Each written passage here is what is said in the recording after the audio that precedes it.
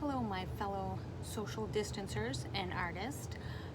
I am going to show you today how to make a metal garland.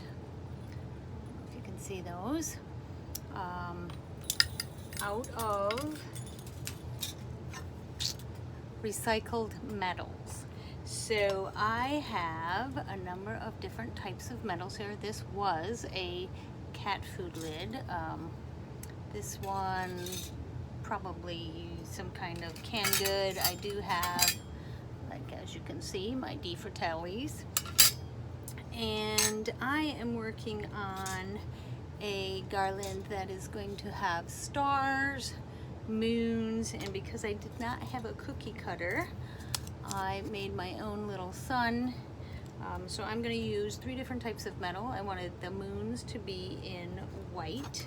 I'm doing the suns in this, but notice I traced it on the back just so I didn't have the Sharpie marks showing up. And then my stars I did on this, which was it covered a cappuccino mix, but I go ahead and, like I said, I use cookie cutters. I have various different sizes of them. There's my little heart, big heart if you wanted that. And I trace them out onto the metal, and then using, I use a titanium scissors if the metal is thin enough, like this I can cut with titanium scissors.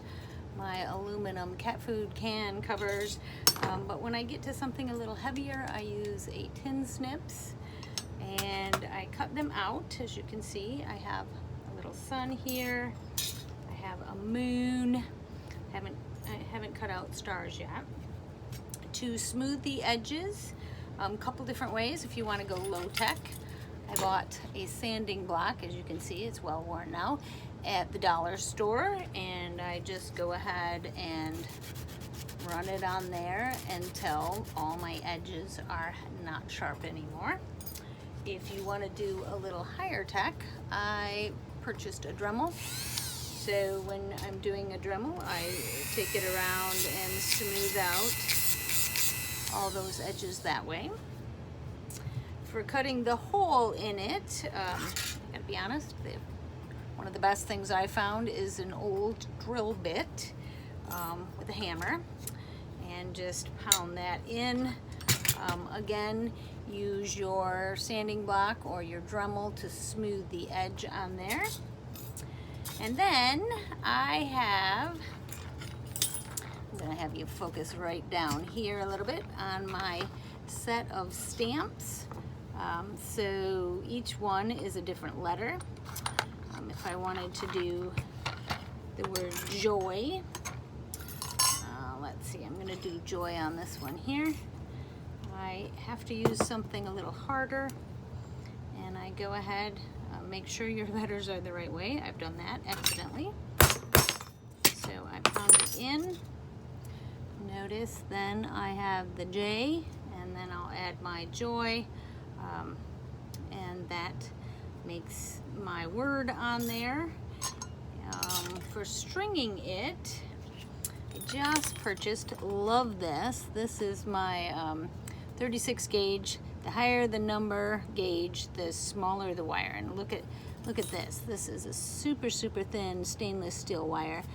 Gives lots of movement. So you can see this thing moves a lot. I make a little loop, hook it on, and that way they get a lot of movement. Notice with these ones, I have a little heavier wire. I chose to do it on copper just to have that little bit of difference. And then the last thing, again, one more option if you're looking for something else to try.